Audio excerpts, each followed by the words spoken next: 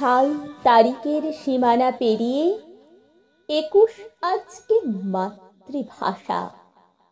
21 আজকে শিশুর বুকে নতুন করে বাঁচার আশা। 21 মানেই রক্তে ভেজা নিকষ কালো দিন। 21 মানেই সবার মনে বাজছে খুশির বিন। 21 মানেই ঝাপসা আকাশ, মায়ের চোখে জল। 21 মানেই আধার রাতে জ্যোৎস্না ঝলঝল।